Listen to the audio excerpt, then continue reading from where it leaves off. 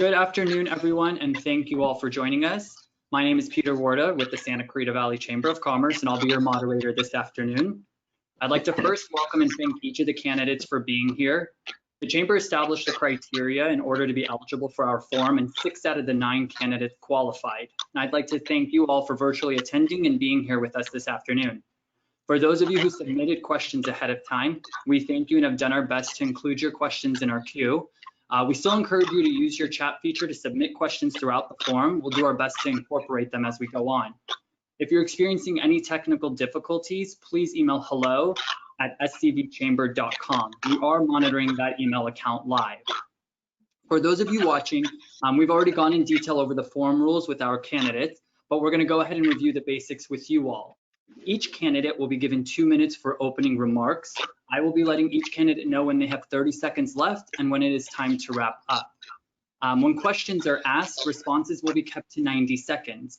Once again, I will alert them when they have 30 seconds left. And then closing remarks will be kept to 2 minutes per candidate.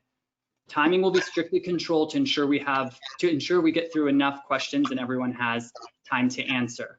Most importantly, candidates shall not interrupt one another, and there is a zero tolerance policy for any personal attacks or personal remarks. It will be at my discretion to interrupt or mute any candidate that is violating any rule. With that, we are ready to begin the forum. When each candidate joined, we randomized the speaking order, so we will go ahead and move into opening remarks. And with that, I will turn it over to Ms. Thomas. Hi, thank you. Thank you for hosting this, and I'm honored to be amongst this field. My name is Selina Thomas. I am a 10-year resident of Santa Clarita. I, like many people, when you're looking for a community to live in and raise your kids, I looked for good schools, safety, opportunity. And for me, Santa Clarita represented that. I am now 10 years in, and my kids have gone through, I have 2 daughters at Saugus High School, and I graduated of Saugus High School, who is now attending COC as a sophomore. I have also started my business here, 6 Degrees HR Consulting, joined the chamber and via networked and built a solid business that really supports other businesses. So for me, I definitely represent the great possibilities of Santa Clarita. I also feel that at this time, because of COVID and the impact to small businesses, the economy, even the social issues, it was important for me to step forward, lend the experience that I had as a social worker 8 years prior to moving here, and now 10 years in the business sector. With those things combined, I felt it was important to lend that experience and exposure to what's currently happening in our community. And I certainly want to represent the diversity that I've seen grow in this community. So, 30 seconds. Thank you. Perfect, thank you. Next we have Mr. Boydston. Yes, good afternoon, everyone, and thank you to the Chamber for hosting this forum. I really appreciate it. I have lived in Santa Clarita for over 40 years and very much enjoyed living here. My family moved here when I was just a little boy. I have a family of my own now. I'm married for 28 years to a local school teacher, and I have a beautiful daughter who is attending College of the Canyons. I was on the city council before. Actually, I was appointed to the city council, and I served a term when I was elected to the city council. And while I was on the council, I had the pleasure of working with the other council members to achieve a lot of great things for Santa Clarita. When I was running for city council, I promised that I would work to get a sheriff station in the center of the valley. And that is happening, and it's being built as we speak. Also, I said we needed a bigger and more centrally located senior center. And as you know, that was recently completed. Canyon Country Community Center, I've also fought for that, and that is being built as well. So when I set out to do something, it gets done. I was also had the pleasure while I was on the council of getting rid of red light cameras because the people didn't want those, and getting rid of digital billboards in open space because the people did not want those either. So I am known for listening to the people, and I find that that is the greatest joy that I have in serving the people while I was on the council. And in this time, and this is a time when I think it's important for us to have a steady hand at the wheel, I would like to return and continue to serve the people of Santa Clarita and make sure this is a great and safe place to continue to live. Thank you. Thank you. Mr. Smyth? All right, thank you, Peter. And I too want to thank the chamber, but also all my fellow candidates. I'm sorry that some of you I'm just meeting for the first time virtually here. We haven't had a chance to meet in person, and we're all sequestered in our various areas. As Ms. Thomas mentioned, and others of us with kids, we're all locked into our various areas while our kids are finishing up their distance learning, and that's certainly what's happening at my house. But for years I've been saying that while what's happening in Washington, D.C. or Sacramento and the decisions made there are important, no doubt, and they get much of the attention, what really impacts the day-to-day life of all Americans, and certainly here in Santa Clarita, are the decisions that are being made locally, whether it be at the county level, city hall, school boards, water boards. Those are really the decisions that are impacting our quality of life. And if 2020 has done anything, it's kind of reaffirmed my faith in that belief. It's hard to believe that in the last 12 months, Santa Clarita has been challenged really more than many other communities. Last October started with the tick fire, which resulted in the largest evacuation in our city's history, followed 2 weeks later by the community forever changing our community event, shooting at Saugus, and then a global pandemic and all the impacts on that. And so I look forward to spending the next hour talking about my record over the last 4 years and my vision for the future, because we know the challenges aren't going away with the turn of a calendar. Thank you. Mr. Gibbs? Great. Thank you again, everybody, to the Chamber of Commerce and to Peter for you moderating today. I am Jason Gibbs. I'm a lifelong Californian, born and raised in Santa Barbara. I went to Cal Poly San Luis Obispo, where I received both a bachelor's and a master's degree in mechanical engineering. I often joke that they have a 4+1 program, but I decided to go a little special and do the 6+4 program and spend the better part of a decade there. While I was getting my master's, I was working full-time as a staff engineer, and after getting through 4 years of master's school, I've now served 15 years as the principal engineer now for GP Strategies Corporation. We specialize in ground support equipment and other various mechanical integrity programs for various testing and launch facilities. I specifically focus on the Delta IV and the Atlas V. So our job is to get a rocket 6 inches off the ground, and after that, it better figure out how to get to space on its own. In my last quarter there at Cal Poly, I met Chandra, who would become my beautiful wife. She is a biomedical engineer at Boston Scientific Corporation, and she is what brought us to the Santa Clarita Valley in about 2012. It was 2016 that we welcomed the birth of our son, Aiden, and my daughter, Avery J, 2 years later. And they have served as the onus and my inspiration to get involved in our community. Since getting more involved in 16, I now serve on the advisory board for the Boys and Girls Club, the executive board for the Wish Foundation, and serve as vice chair for the Measure W steering committee for the Santa Clara River watershed. Being a voice with experience in our community, learning about our successes, and continuing to find ways to improve upon them is what drives me to serve on the city council here in Santa Clarita, along with quickly and safely restarting our local economy, minimizing our long-term obligations, and developing a public safety commission at City Hall. I think will build on the foundation that many of our successful leaders have created and continue to keep Santa Clarita a great place to work, play, and live. Thank you. Thank you. Next, we have Mr. Werthe. Hi, can you hear me? You're good. All right. So a lot of you haven't met me before. My name is Chris Werthe. I've lived in Santa Clarita since 2015, and this is the first place I've ever wanted to buy a house. It's a beautiful neighborhood, and I love it. Oh, and sorry I forgot to thank the Chamber for inviting me to this and putting this on. I think it's a wonderful opportunity for all the local businesses to get to know all the candidates here. So anyways, about me. I have a degree in nuclear engineering. I have a master's in public administration, and I currently work for the Department of Water and Power at City of Los Angeles. I serve there as their chief safety engineer, which manages the quality assurance and quality control program for all repairs conducted on power generation equipment. A little reason why I decided to get involved in the race was after witnessing a few city council meetings and digging in more to just the area, it seemed that there needed to be a change there. And so I immediately dug in and did the hard work and met with various business clubs and trying to see what's going on. Also going to Chamber of Commerce meetings and talking with business leaders there. And I determined that change really needs to come from someone fresh and with a good perspective on how to keep Santa Clarita the beautiful town that drew me here. And I say town, but I should be using the word city because we are becoming a city. How many? 30 seconds? Yes. All right.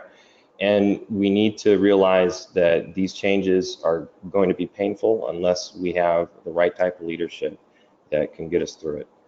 COVID-19 emergency relief is important to me, and as well as traffic and homelessness. Real quick, I just want to apologize for not having a video. I'm in Army Reserve training right now, so my connection's terrible. Thank you. Thank you. Mr. Driscoll? Happy to round it out, Peter. Big thank you to you and the Chamber for hosting us. And as the mayor said, it is nice to be with the other candidates, some that we're meeting for the first time. To everyone who's joining us online, pleasure to meet you. My name is Kelvin Driscoll.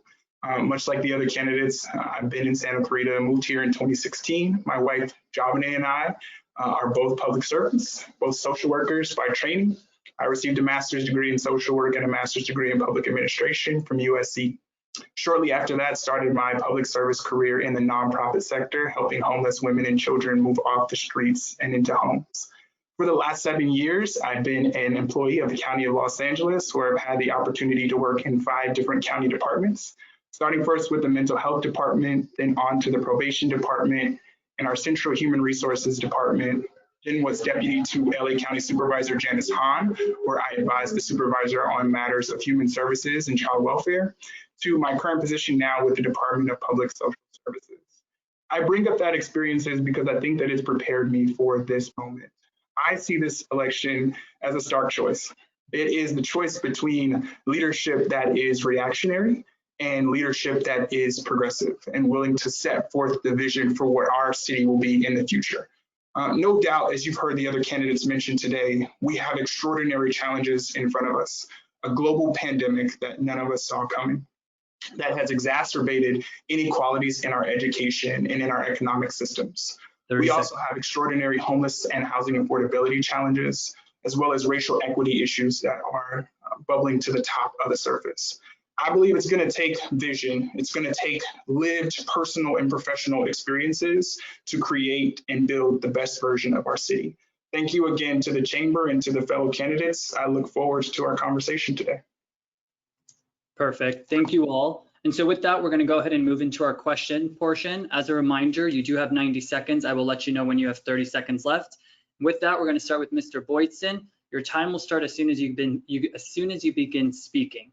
And here's the question. If elected to the City Council, what would be your top 3 business priorities? Okay, the top 3 business priorities. I'm going to start with public safety, because without public safety, nothing else matters. And we know that as we turn on the TV and see other cities where it's not being handled correctly, and we find that businesses find themselves in actual danger of being destroyed or having their doors closed because the customers won't come. So that's number 1. The second thing that's going to be a priority as far as business goes is to assist the businesses that have been hurt very badly by this pandemic. I happen to know that from a firsthand experience because my day job is as the executive director of the Canyon Theater Guild, celebrating its 50th year.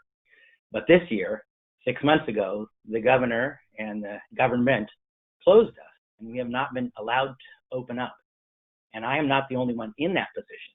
And the other businesses that I feel for, having been a small business owner for 30 most of seconds. my life, that I need to make sure that we do everything possible to get these businesses open and to help them once they open up. And the third thing would be the regulations, the over-regulations and the overtaxing of the businesses by Sacramento. It is a great place to do business compared to other cities, but not a great place to do business other places in the country comparatively. Thank you. Thank you. Mr. Smyth, to you, if in your case re-elected to City Council, what would be your top 3 priorities? Sure. So I think just to build on Mr. Boydston's comments, Santa Clarita has been named the most business-friendly city in Los Angeles County, and that's something that hasn't happened by accident. It's a partnership that the city has with the Chamber and VIA and other business organizations to ensure that we have the policies in place to allow businesses to grow, thrive, streamline your permitting process at City Hall. So certainly want to maintain that, but more specifically, it is to get us out from under the pressures of Los Angeles County and the pandemic orders that have really punished Santa Clarita when our numbers are different from the rest of Los Angeles County, and yet we're still under those orders. Previously, I had pushed for and introduced a measure to create a regional variance for the North County in partnership with the cities of Palmdale and Lancaster that would enable us to open up using our own numbers as a driver. And then lastly, and I assume we'll probably get into this a little bit later, is I've called for a study for Santa Clarita to look into creating our own health department so that, again, we have the ability to make the decisions for our community, for our region, with numbers and data specific to our area. Thank you. Mr. Gibbs, top 3 priorities if elected? Oh, thank you, Peter. I think the first and foremost is we need to continue to advocate at City Hall how we're going to reopen safely, effectively, and quickly. As the mayor mentioned, we're in an interesting position now with the new tiered system down from the governor. The county health department still kind of has the rule over when they're going to implement the changes and allow businesses to open. And right now we have businesses that can do so safely, can do so effectively with distancing and other measures, and they're just not given the opportunity to. So it's up to us to really be that advocacy voice first and foremost. Secondly, I also agree with Mr. Boydston. The public safety is the #1 thing I think people at City Hall need to focus on. I've advocated for a public safety commission now for well over 3 years, and I think that will encompass the idea of what we can provide for our local businesses to ensure that they feel safe and ready to open as well. And finally, the partnerships with the EDC and the Chamber and other local businesses are absolutely critical in driving Santa Clarita to maintain its status as a great place to come and work, to come and bring your business, to come and grow your business. And we need to continue to provide ways to increase that access, to entice people to come here. The more businesses we can bring into the valley, the less we're going to spend in our cars, driving down the 14, going into the valley as well. So I think those 3 things would be my priority. Thank you. Mr. Werthe, your 3 priorities if you're elected? Hi, my 3 priorities if elected is I would like to work hand in hand with the county to ensure small businesses in Santa Clarita open up safely and efficiently in order to get them back on their feet and ensure that they get the help that they need. Also, I'd like to try and move to have the city create a small business loan program with the City Reserve Fund, because I know that money is not always going to be available and money runs out at the top, and we really need to help those businesses that are so important to Santa Clarita and find some way to loan them without significant costs to the city. Also, too, public safety I think is very important, and I'd like to go farther than set up a commission, but look into establishing our own police department, as it were, or reimagining the police. I think the protests and conflicts in the street have really brought attention to residents just not feeling safe, and I think that moving away from the LA County Sheriff and establishing our own public safety force, I would like to call it, that would make customers and businesses feel much safer in Santa Clarita. And, I mean, there's other things I'd love to do, but I don't have time. Thank you. Thank you. Mr. Driscoll, your 3 priorities? Sure, thanks, Peter, for the question. So I think we have one priority right now. We have to be singularly focused on helping our small businesses and our economy get back to where it was prior to the pandemic. I certainly think that there are threads that run through that, but I know that the Chamber has advocated for the 3-point plan. And I believe in the 3-point plan as well, too. I do think that this will require us to work closely with our public health departments so that we make sure that regulations are not overburdensome, but that we're helping our small businesses. We also have to think about how we give them capital to reopen safely and how we use the resources from both Sacramento and Washington to do that. I also think the public health department was brought up. I think as the 3rd largest city in the county of Los Angeles, and we have to keep that in mind as our position as a leader, that we also have to think about how we increase testing and also introduce what I'd like to see as a city-sponsored contact tracing program. Because we know that what is interconnected to our small businesses doing well is consumer confidence. Yes, we know what our numbers are now, but that is under a lockdown. So we have to be prepared to make sure that our numbers stay low and we're fully operating, and that is going to require consumer confidence. As we look long-term beyond the pandemic, I also think that we must consider, again, our housing and our homelessness challenges, because there is research that indicates that there's certainly a link to that and the thriving nature of a small business. And we also have to think about our issues around racial equity and policing that have been brought up. And at the same time, think about how we cast forth a vision for the future of the city, continuing to maintain that small business friendly approach, but also thinking about housing development and how that will, of course, play and have an impact on our small business community as well. Thank you. And Ms. Thomas, your top 3 priorities if elected.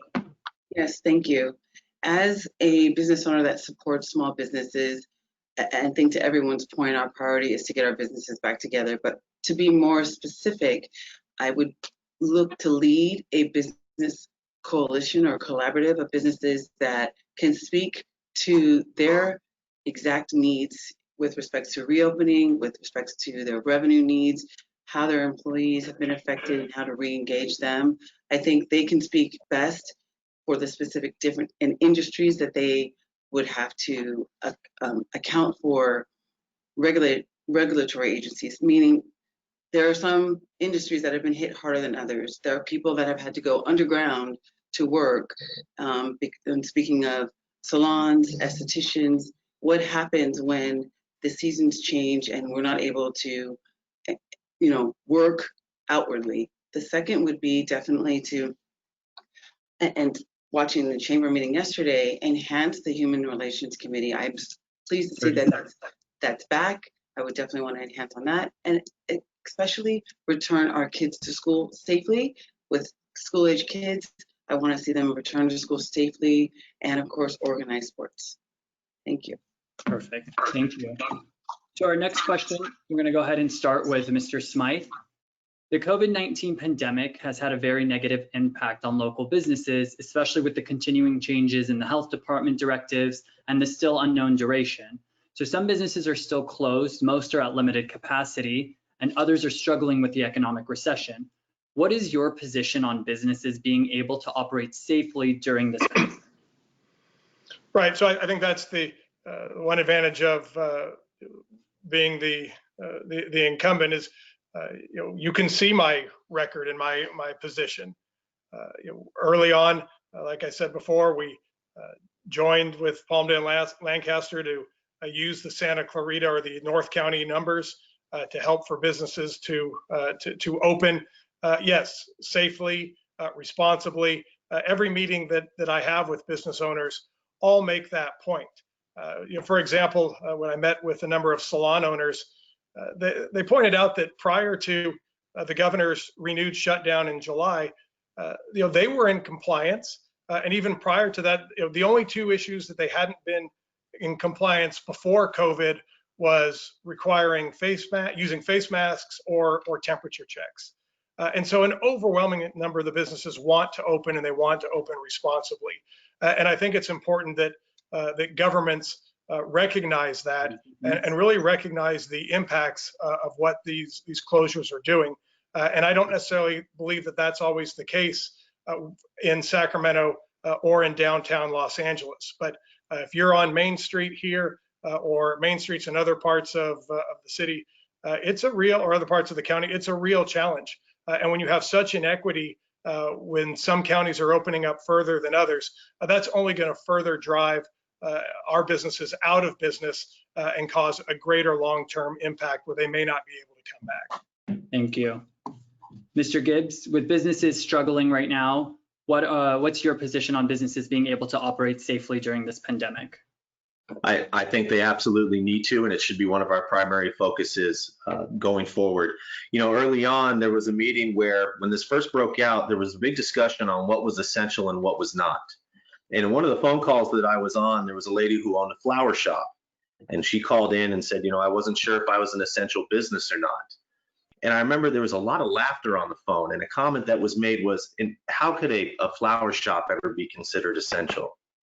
And that's been one of the most disheartening things about this whole COVID situation. It's not so much about the seriousness, because we all know that it's here and it's real. But to devalue somebody's business because we don't see it as essential and not essential, I think was very disheartening. And couple that with the ideas that places like Mount Tasia and our bowling alleys that have the ability to social distance, that have the ability to separate in a big commercial space, but are told, no, under our tiers, we don't feel that's appropriate. We don't think you can do it, even when you provide sanitizer and face masks and that distance. It's very disheartening. So the idea of a public health department, you know what, that is a fantastic idea to look into. It really is. Bringing more local control and allowing Santa Clarita to have the better ability to help their businesses in a more regional way is something we really need to look into. But at a bare minimum, while this is being looked into, we need to continue to advocate to our state partners and to our health department at the county and to the county supervisors, pleading with them to look at our numbers, look at what we are as a region, and find a way to let our businesses open and have a chance. Thank you. Mr. Werthe, with businesses still closed or operating at a limited capacity, what's your position on being able to operate safely during this pandemic? I think, as everyone has brought up, that the pandemic is real and it's scary, and it's scaring the citizens. And really, it's the only option is for businesses to open up safely. And I think that the city needs to work with local businesses and the county to ensure that they have the ability to do that. And we also need to communicate to the population, the customers, and tell them, hey, we're going to be able to open up safely, and we need to do it together. And like in mask compliance and getting people to keep the 6-foot distance, because if we go through another spike, we're going to shut down again. And so this is all hands on deck. Everybody's got to participate, and we can do this. And if we get it out there safely and everybody participates in safety, then I feel that businesses will thrive again, as people will feel more comfortable coming out during Corona. Because I know a lot of people, even if you said the businesses were open tomorrow, full steam ahead, they're not going to come out. So you can be open and claim that you're safe, but until we do it and we prove it with some sort of measurable yardstick, I don't believe that it's going to help. So we got to do this together. Thank you. Thank you. Mr. Driscoll, with the pandemic having a negative impact on local businesses, what's your position on them being able to operate safely?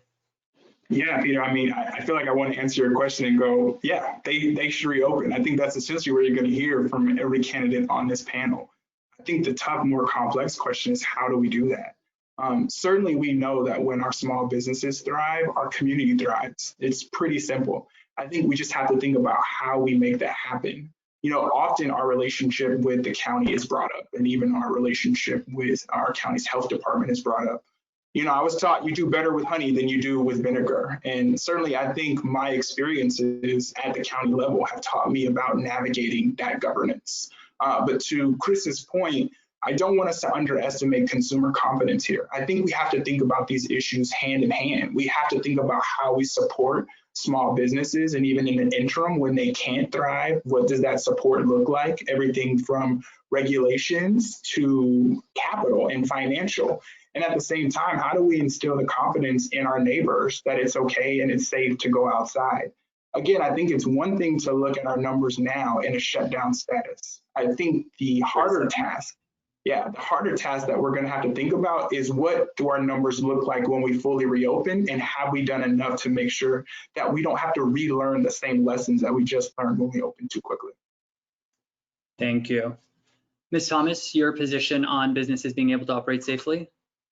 Yes, and thank you. Doing this daily with business owners when we were going through the various phases, I had the opportunity to hear and collaborate and strategize what that looks like for some businesses to ultimately have to reinvent themselves. I have a painting company that evolved into extending themselves into disinfecting services so that the same skill set transfers to the opportunity to continue to operate and employ their employees. I think having, back to the Business Coalition, having businesses working together from their perspective, sharing ideas, sharing what their pains have been, what some of the things that they maybe can collaborate on to reopen will be a big difference in what our city does compared to others. And ultimately, we can model what that looks like. Even in our small little sector of the world, we certainly can be a model for other, not just industries, but cities on what that looks like to be collaborative. Perfect. Thank you. And Mr. Boydston, your position on businesses being able to operate safely during the pandemic? Thank you very much for the question. And as I pointed out before, I run a business that is closed at the current time, so this hits very, very close to home. I have the advantage, a handy little thing called a 2-year science degree. It's in medical technology, in fact. And so when it comes to the pandemic, and it's been fascinating from the very beginning for me to watch and see how this is being handled. Unfortunately for our small businesses, it's not handled even-handedly. And I commend the mayor for his outreach and have been reading on some of his meetings with the small businesses that are being shut out. And they're not being shut out for a rational reason. They're not being shut out for even-handed reason. They're just being shut out because they're just being lumped into a category. A good example is if you pick up the paper this morning, if you take the paper or go online and read the Mighty Signal, and there's an article in there about Mount Asia. Mount Asia is a local business that gives a lot of their kids their first start. And, you know, it's got miniature golf. It's got outdoor activities like that and go-karts. They won't let them, the government will not allow them to open any part of their business, even though they can socially distance and they can do everything. They can disinfect, and yet they say, well, the golf clubs that you have are not people's own golf clubs. It's ridiculous. The reasons that are given by the government sometimes, they make no sense. It becomes a blanket policy, and we need to be in the position where we can help the small businesses to work around the county. And the county, with the broad brush, is just killing. Thank you, Mr. Boydston. Perfect. Thank you. Okay, so now for the next 3 questions, we're going to do the lightning round as we discussed earlier. So I'm going to ask 3 questions. For each one, you have 30 seconds. So you thought I was strict on time earlier. It's going to be even more strict now. So you got 30 seconds, yes, no, and why. And we're going to go ahead and start with Mr. Gibbs. Do you support the creation of a public health department for the city of Santa Clarita? Yes, I do. The idea of bringing more local control about public health issues in an area that we can make more regional and how we decide what's best for our community and our businesses, I think is the right idea. Thank you. Did I make it in the window, Peter? Oh, sorry, go ahead. Yeah, make it in the 30-second window. Oh, go ahead. Good. Yeah, no, you're good. Sorry, I thought I cut you off for a second. Mr. Werthe, do you support the creation of a public health department for the city of Santa Clarita? Yes, no, and why? No, it seems to be cost prohibitive at this point. I think the Signal reported they did a study in 2013 and said it cost around, I don't know, over $150 million a year. And I would say that looking at the city's budget, we have to have some sort of significant tax increase. And I'm not sure where the money is going to come from. I don't think anybody's hungry for that after COVID. So. Thank you. Mr. Driscoll, do you support the creation? Yes, no, and why? Yes, I do. I think it is rightfully time for Santa Clarita to take its position as the 3rd largest city in the county. When we look at our counterparts, Los Angeles and Long Beach, they certainly have their public health departments. And so I think it's time for Santa Clarita to have our own as well too. I appreciate the fiscal responsibility angle that Chris is bringing up, and I think that we are pretty good at that, and we'll be able to control that. Thank you. Ms. Thomas, your take on a public health department for the city? I agree that we need a public health. The reason why is because there are so many areas that public health controls with respect to the reopening of schools, businesses. If we are able to isolate and be specific in those areas with what we're doing to manage the public health issues, it would make sense, and it would allow us to function in real time with the current data and not in data that belongs to another county or it's just been brushed with a broad strokes. I absolutely believe that's important for us to be able to have that ourselves. Thank you. And Mr. Boydston, do you support the creation of a public health department for the city? I believe that we need to look at it and see what it costs and see what the advantage and disadvantage is. I think that's what the mayor has called for, and I think it's entirely appropriate. There may be an interim step. In other words, not having the complete health department at that where we have all the costs borne. And this, of course, has to be examined. We'll take the sheriff's department, for instance.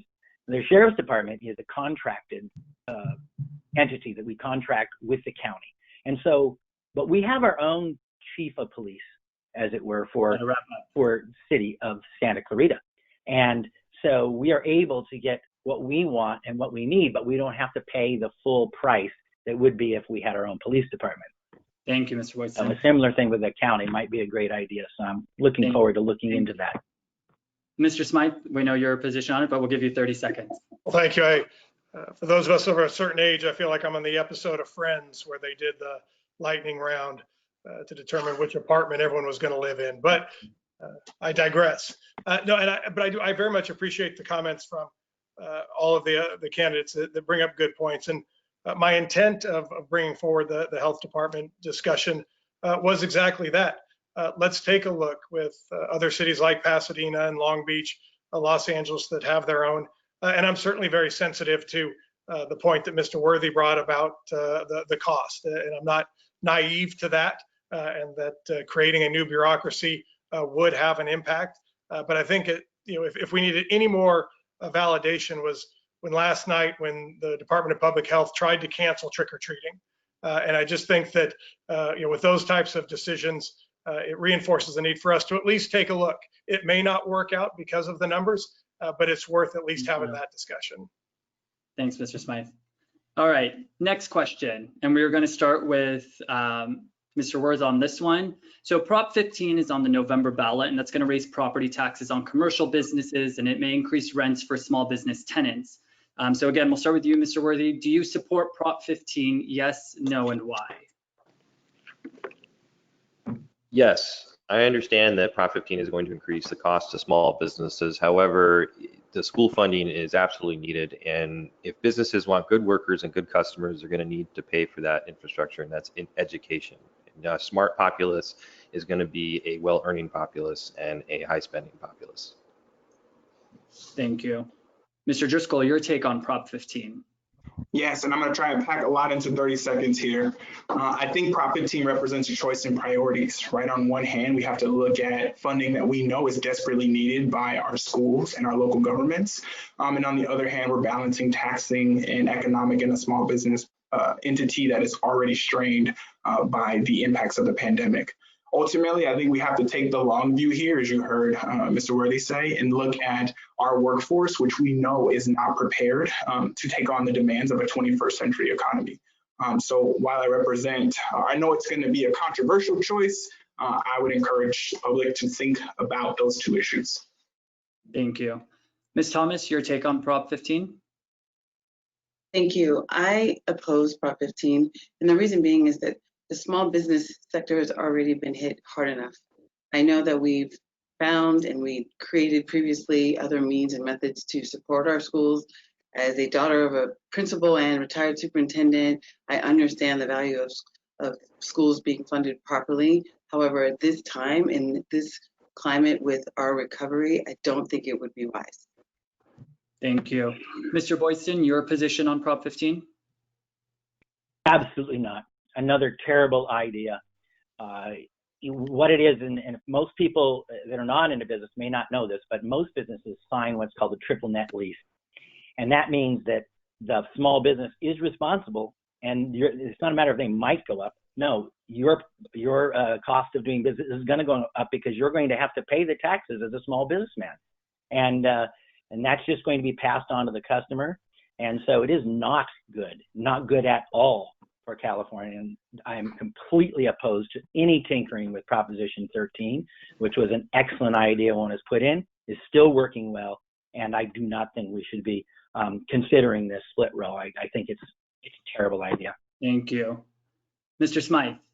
I too oppose Prop 15. You know, the protections under Prop 13 are really one of the very few benefits left for businesses, and that's actually keeping businesses here. And so keep in mind that under Prop 98, 40% of the state budget, of our $200 billion state budget, is already earmarked for public education. And the concern would be if the point of Prop 15 is to create more revenue to better educate our kids, there's not going to be jobs for them in California. So we're going to educate our kids to just send them to businesses that have had to relocate out of California because of the Prop 15 measure and the cost associated with that. So it's a circular argument that we're actually going to be hurting ourselves by educating kids who are just going to take their jobs out of California. Thank you, Mayor Smyth.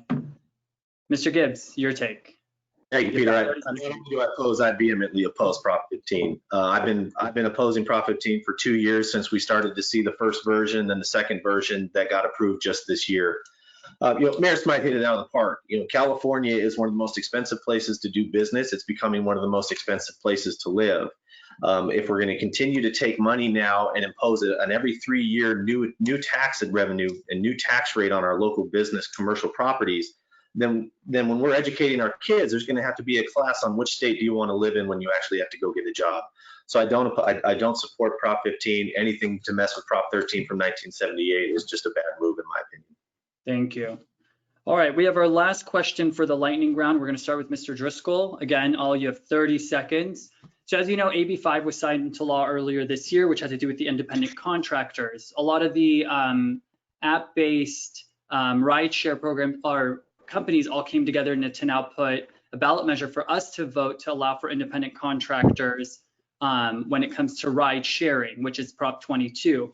Again, starting with Mr. Driscoll, what is your position on Prop 22, which will allow app-based businesses to continue to use independent contractors? Peter, I knew it was coming, so I'm happy to take it first. I don't support I am a no on 22, and here's why. I think we know the stories of how employees have been abused as independent contractors. I certainly don't think that AB 5 was perfect, and I think we saw the unintentional consequences of AB 5, and I'm heartened by some of the fixes that are coming out of California, but I think that Prop 22 is not necessarily the answer to that. We still have to make sure that we are supporting employees, that they have the health care and the wage benefits that are going to be necessary to make sure that a rising tide lifts all boats, especially now and especially in this moment. Thank you. Ms. Thomas, your take on Prop 22? I actually support Prop 22, working with people that have had to literally be laid off and have to come into working in these industries. There's still support that they're needed, and the way it's structured, they would have support with the gas, the mileage, some training. It also protects the consumer in the background checks, and of course, if there's any impersonation that occurs, there's some provisions that support them. So as someone that's working with people that have had to make adjustments and in an interim time reinvent themselves, this proposition is necessary. Thank you. Thank you. Mr. Boydston, Prop 22, yes, no, and why? Oh, absolutely yes. It kind of helps fix just a tiny bit the mess that AB 5 is, which is one of the worst pieces of legislation that was ever passed in Sacramento. It affected our local theater that I run very, very negatively. And unfortunately, all of the people that we were able to pay in the other fashion for small bits and pieces, we're not able to do that. It negatively affected us. This doesn't fix that, but it fixes it for a lot of people. And so I'm really pleased with the fact that it's on the ballot. I only wish we could get rid of AB 5 completely, because it's hurting us, and it's hurting other small business people, and it's hurting independent people. Thanks. Perfect. Mr. Smyth, your take on Prop 22? I also support Prop 22.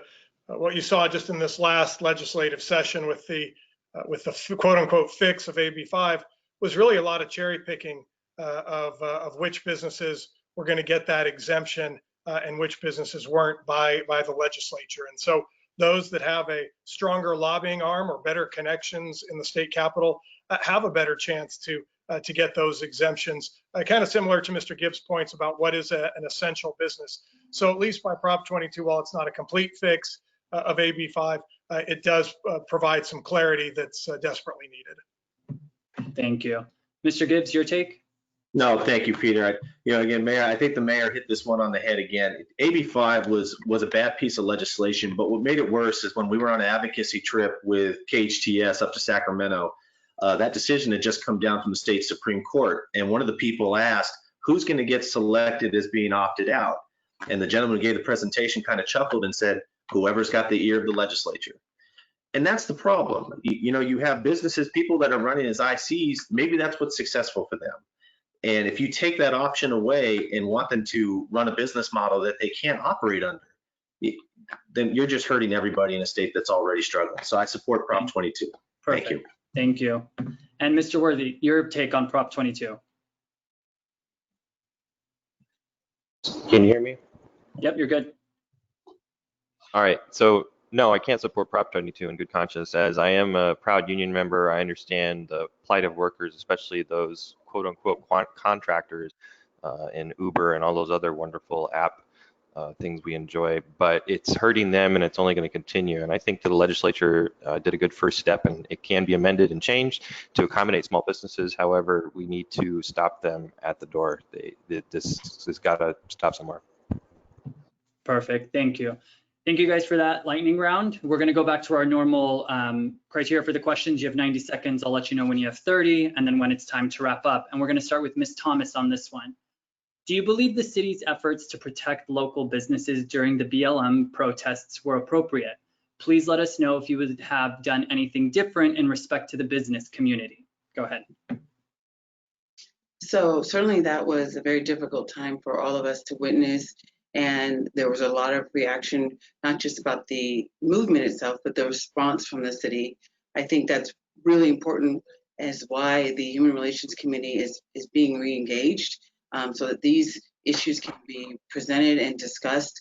And so we're all waiting for the next crisis. And so we want to be able to formulate dialogue and have a real consensus about how we're going to address things before a crisis.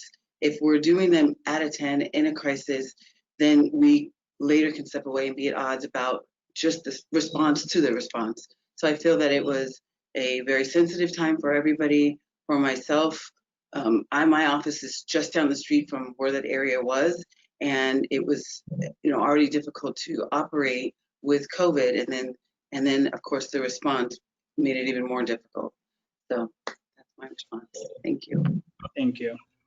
Mr. Boydston, do you believe the city's efforts to protect local businesses during the BLM protests were appropriate? Yes, I do. I think that there was some issues, perhaps with the messaging, with what they were doing, but the people of Santa Clarita and the businesses in Santa Clarita were rightfully concerning what they're seeing on the TV and seeing on the TV since. This is a problem if your business is burned down. This is a problem if your business is smashed to pieces, because you can't operate anymore. You're out of business then. So about half of the stores in our neighborhood boarded up because of their concern about preserving their business. And so the one thing that people didn't talk about is the large force that our city used protected the protesters and the protesters' rights, as well as the business people. It was a win-win situation. When people are hurt, and as you know by watching national TV, people are getting killed. People that are in the middle, the crossfire, 30 seconds. This is absurd, but if you don't go there to begin with and you maintain everything under control, then you're good to go. So other than the fact that perhaps they could have messaged better to let them know it wasn't just for the businesses, but for the people as well when they are speaking their mind on this important issue, then yes, they did a pretty good job. Thank you. Mayor Smyth, do you think the city's efforts to protect local businesses were appropriate, and would you have done anything different? So I can tell you that probably no other decision that I've had to make in my time on the city council caused more thought and study than this one. And you have to remember that going into the first protest, we were watching Los Angeles, Santa Monica, Long Beach, Lakewood, cities that were really suffering and significant damage. And we felt it was necessary to be proactive and to get ahead of it because there was a lot of information and, quite frankly, a lot of lack of information. But based on what we could glean, there were concerns about what would happen within the protest. There were threats to the protesters. In fact, during one part of the protest, there was a unidentified device that our law enforcement actually moved the protesters away for their own protection. And so certainly one may say that I overreacted or the city overreacted, but I'll take that because we've had 30 days of protests without any arrests, any violence, any damage to city property or any damages to businesses. So again, it was not an easy decision, but it's one that so far has shown to be the right one. Thank you. Mr. Gibbs, can you give us your thoughts on the city's efforts to protect local businesses and if you would have done anything different? No, I agreed with the response from the city. As a city council member, you're sworn to uphold and defend the Constitution and keep people safe. The data that we had showed that from just previous days before, as the mayor mentioned, in Los Angeles and Santa Monica, you had protests that while they may intended to have been peaceful, they did turn into something that wasn't. And there was significant damage caused to both people, personnel, and businesses. If you don't respond, and from an emergency management standpoint, if you don't respond accordingly and ahead of time and be proactive, you're bound to be in trouble if a situation arises and you're trying to call in emergency forces.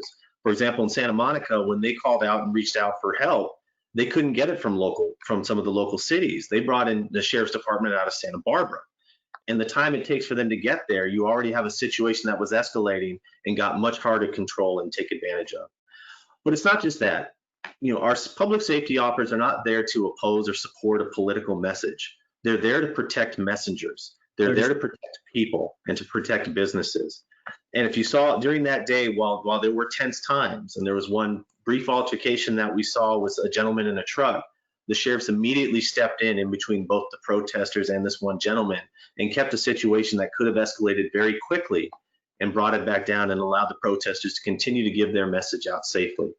So I applaud what the city did. I know that it can't be easy, and we'll judge the optics from it from a political standpoint, but from a public safety standpoint, it was the right thing to do for everybody. Thank you. Thank you. Mr. Werthe, your take on the city's efforts? The city's efforts at that time were overblown and overreacted and really should have been toned down a bit. With the national conversation going on about authority and Black Lives Matter and policing, they should have been a lot more sensitive to the topic and those issues and understood that a majority of the protests were peaceful, and those cities that they hold up as examples also just kind of, those were the outliers of incidents and did not lead to the entire city being burned down or even close to the riots in the 90s. So with that, I say that I think that public safety is important, and if the people believe that they were there to protect them, then I don't think there would have been such a backlash about it. However, there was. And if you show up in medic trucks and you set up tents and show water and be a real humanitarian, then I think that that kind of handout would have been taken a lot better. And a lot of credit should go to the protesters too, as they had a lot of self-restraint. and also kept everything peaceful, because you have to understand that there's probably a lot going on in that crowd, and they kept it together. So yeah, thank you. Thank you. And Mr. Driscoll, your thoughts on the city's efforts? Sure, thanks, Peter. So, I don't want to pretend like we're not sitting here with the mayor, because we are, right? And the one thing that I think none of us have in answering this question is the experiences of the calls and the information that he was getting at that time. You have to make a decision with the information that you have. With that, I will say that I think, being cognizant of the fact that we are speaking to the chamber, and business is important, I think we're presenting a false choice here between either A or B, right? I have a background in organizing. I interned for Karen Bass, and I think that there is certainly an appropriate action to take. And I think there were opportunities to work with the organizers and the protest ahead of those demonstrations. I also think that you have to weigh that the message that you're sending to a community that will very soon be a majority minority community. And I think that the damage that we did in what we sent and the messages that we sent is irrevocable in a lot of ways. There was mention that we've had 30 days of protests since that initial protest. I think the large credit of that has to go to who we are as a community, not necessarily because of the show of force in public safety. I think that's because the people who take to the streets also have pride in their cities and in their communities and in the small businesses that are owned by their relatives or their friends or their uncles. And so I think we have to take a balanced approach, and we have to think about the messages that we're sending on all levels, understanding that, yes, as council members, we have a duty to protect everyone, protesters and businesses alike. Perfect. Thank you. So with that, we unfortunately are out of time. I would like to thank each of you for answering our questions. We are going to move into closing remarks at this time. As a reminder, you do have 2 minutes, and we're going to go with the same order that we did for opening statements. So Ms. Thomas, we'll start with you. Thank you, and thank you to all the other candidates for your perspectives. And it's, again, nice to see all of you in one square. So I, as a candidate, have stepped forward because of the professional and personal experiences I've had, and of course the perspective that I have as a mother, as a minority woman, as a biracial woman, that is understanding that there are often times that you have to see things from two different sides. And I naturally do that because of the fact that I am two different heritages. That being said, I use this to serve in my business relationships, in bringing people together. I'm often the bridge to connect in really difficult situations. Certainly the conversation today tell us that we have a lot of work, but that we're also in a really solid community, a community that if it happens to one, it happens to all of us. And understanding that and being immersed in that daily is why I am excited to be able to have this opportunity to serve and bring those things to the table as a representative of the diversity that we have and of the opportunity that we have. My kids are very well positioned because of the schools here, because of the community and the people that they will be lifelong friends with. But of course, also because of what I've been able to build for us as a family. And I wanted to be able to reflect that at the city council level, and also in part that other people can have that same experience with the right leadership. So thank you guys, appreciate it. Perfect, thank you, Ms. Thomas. Mr. Boydston, to you. Yes, thank you, Peter, for moderating today, and thanks to the Chamber again for creating this forum. I think it's very important for the word to get out so that the people can make their choice for their city council. This is where we live. This affects us more than anything else. Yes, there's lots of politics at every level, but it's local politics that affects your lives.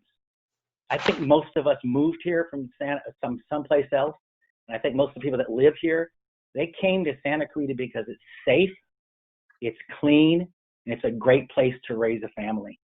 It has great schools, and it has great neighborhoods, and people love one another here. And yes, we have our issues. We're human beings. We have some failings. But overall, this is a fabulous place to live. And I want to keep it that way. I want to work with the council once again in this tumultuous time to make sure that it is a steady hand at the wheel. I want people to know that my life has been about service.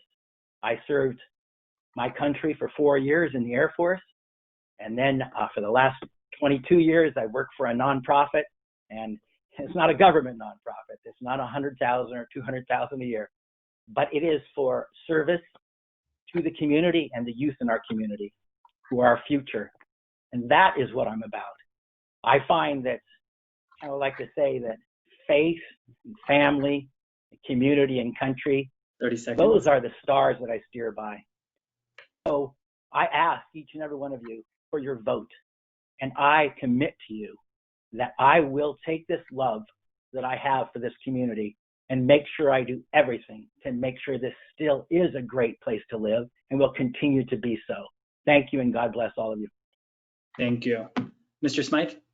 All right, thank you. And one of the things I wanted to just highlight is that while Santa Clarita and the rest of the state and country certainly has been suffering, I mentioned in the beginning about Santa Clarita serving as a model for other communities.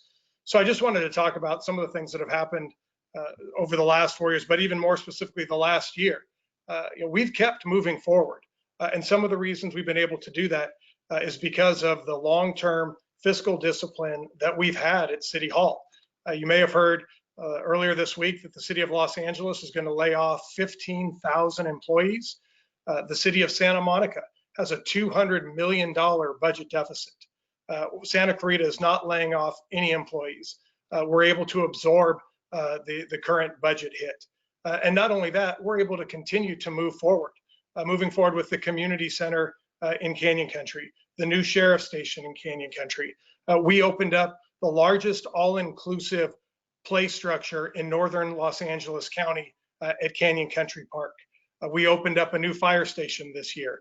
On Friday, we are opening a brand new bike park that's free to the public. We opened up Plum Canyon Park. The Laemmle Theater in Newhall is continuing to move forward. We've been able to do all of that while the pandemic has been going on. And that's because of, again, the decisions that we made during the good times has led to us to continue in the difficult times. And so I'm asking for you to send me back to City Hall for another term. As I said, the challenges are not going to go away with a simple turn of the calendar. And I think it's important that we have the strong, consistent, experienced leadership that I can provide, because no doubt everyone here believes that they can make the tough decisions, but I've been the one actually making them over the last 4 years, and I'll continue to do so with your support. Thank you. Mr. Gibbs, your closing remarks? Peter, thank you very much. Thank you again to the Chamber of Commerce, and Peter, to you for moderating this event today. So have I said in the past, I always feel that I've been very blessed in my life. I had parents who didn't come from much, who sacrificed everything they could to raise 4 boys to the best that they could and put us through school. I've since then, when I moved here to Santa Clarita and had my children, I decided to get involved and get engaged. And I've done so at every level of not just government, but the nonprofit world as well, because that's where the heartbeat of Santa Clarita is. That's where you find the people who are pouring their life and souls into making this community great and making it a better place as well. They don't look at party politics. They don't care what you look like. They're there to help. They're there to serve. And I've gotten to see that firsthand in the last 4 years, and I've been very proud for the boards that I've served on. Again, as I moved to try to go to City Hall, I still prioritize the idea of a public safety commission. And it's not just about policing and sheriffs, but it's also about protecting and preserving our open spaces and our parks, because we live in a valley that often sees fires. And amongst everything that's going on this year with COVID, we still see the fire season is just running rampant. So a commission that still focuses on a county-wide position on the county fire, helping and serving the city of Santa Clarita, I think will be very important as well. As we talked about, the state is in some real financial trouble. They're talking about a 2-year, $54 billion deficit. We're seeing things like Prop 15 come around to try and upend Prop 13. That's been one of the greatest protections we've had here in California going forward. Continuing to limit our liabilities with the state, I think, is going to be very important so that the next generation doesn't get saddled with the spending of our generation does today. And finally, reopening, re-energizing, and reinvigorating our local economy, continuing to push and work with the EDC and the Chamber and the VIA in order to bring more businesses here to give people opportunities to live, work, and stay here. Again, I've always felt that being a city council member is a year-round commitment, and wanting to be a city council member should be a year-round commitment as well, and I feel that I've done that. So please go to www.electjasongibbs.com for more information, and I hope to have your support on November 3rd. Thank you, everybody. Thank you. And candidate Chris Werthe did have to step off, so he does just thank you all for tuning in and watching. And so with that, Mr. Driscoll. Awesome. So big thank you to the Chamber. Huge thank you to the members who have joined us this afternoon. And again, thank you to you, Peter, for moderating today. As I give my closing statement, there are a couple of things I would have you to think about. One is who I am. I talked to you a little bit about my wife, Jabane, and I, and our public service. It was instilled in us both as children that you work hard and that you give back. We see this opportunity through the lens of our daughter, Ava. And what I've talked about and hopefully given you an impression on is how I see the future of our city. And speaking of the future, I think that often we tout our fiscal conservancy and the investments that we've made in infrastructure. You've just heard a long list of those investments. One of the things that I've been clear on from day one in launching this campaign is that it's time to make investments in you. It's time to make investments in our people. And so I think that this election represents an opportunity to shore up our small businesses, to think about how we address issues of housing affordability and homelessness. Those are people issues. To think about how we deal with racial equity issues. I think that the Human Relations Forum is a first good step, but I think what my candidacy represents is the opportunity to push this council further, right? We need to see a Human Relations Commission that is elevated to the full status of what we give to parks, for example, and what we give to planning. And the last thing I would urge you to think about is you hear snippets from us as candidates. They're 90-second answers. I think what we've seen most importantly come out of a very tough time in our country, as the mayor mentioned, is engagement in local politics and local ordinances. I would encourage all of you to go to the Secretary of State's website, read about the ballot measures that are on the ballot. Educate yourselves. Think about how you get others engaged in this election. Talk to them. I think what our community can always benefit from is more conversation and more engagement with our neighbors. So with that, I urge you all, continue to stay safe. Of course, wear a mask and vote and get others to vote with you. And again, thank you to the other candidates. It's a pleasure to be here with you today and to meet some of you virtually for the first time. So on behalf of the Chamber, I want to thank all of you for being here with us. And I'd like to thank all those who attended, who joined and watched and participated in this. As a reminder, the Chamber has provided information in regard to the November election. Please check out our Election Watch 2020 page. It's under our advocacy tab on our website. It's got information on how to register to vote if you haven't done so already, as well as information on the positions the Chamber has taken on the ballot measures. Also, we're pleased to be hosting our next congressional forum with Congressmember Mike Garcia and Assemblywoman Christy Smyth. That's set for Tuesday, October 20th at 2 p.m. You can register on our website, www.scvchamber.com, under the events tab. If you need any help with anything, have any questions that you need clarifications on, please email the Chamber, hello@scvchamber.com. We will do our best to get you the information or point you in the right direction on where you need to go to get that information. Thank you again all for joining us. I hope you enjoy the rest of your day and please stay safe. Thank you. Bye, guys. Thank you.